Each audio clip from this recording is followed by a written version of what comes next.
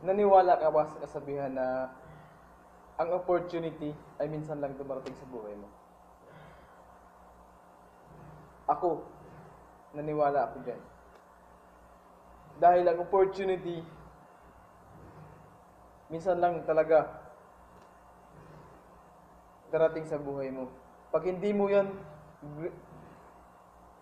ginarab, magsisisi ka sa bandang huli.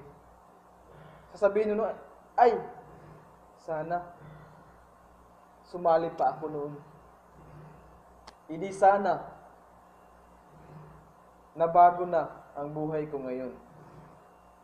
Nakaka-relate ka ba?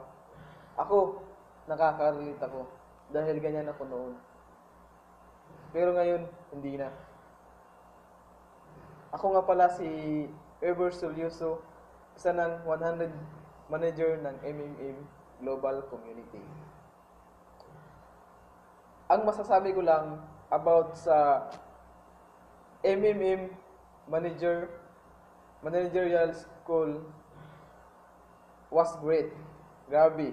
Dami akong natutunan about sa online marketing, about to develop my self-confidence, kasi pinapagawa kami ng mga video tulad nito na before, hindi ko pa ito nagawa. Paano gumawa ng video, at most of all, ang natutunan ko talaga dito, ang financial apocalypse is inevitable. Lalo pa, ang MMM ideology, grabe, na dapat talaga lahat tayo sa buong mundo ay pantay-pantay. Pero dahil sa may mga sakim, nagiging slave ang karamihan.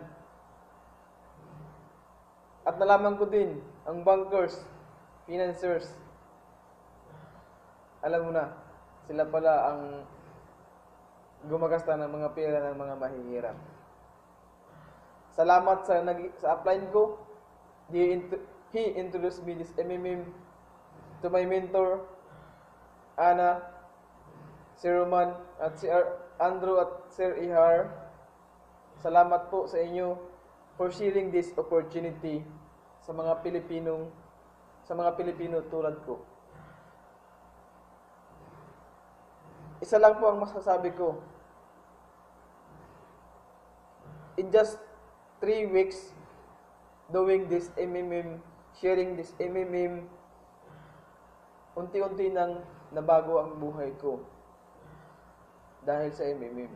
Kaya laking pasalamat ko sa MMM at nag-offer sila ng MMM Manager School. Tinuturuan kami mabago ang aming mga pananaw sa buhay. Kaya hindi man ito panawagan sa inyo, sa mga makapapanood ng video at makarinig ng video na to. Suriin niyo pong mabuti ang MMM. This is an opportunity that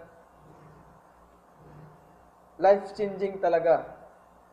Pag-aralan niyong mabuti ang ideology at financial apocalypse ng MMM. Together, we change the world. Long live MMM. Thank you for watching. Salamat po sa lahat. Sa manonood ng short video kong ito. Thank you.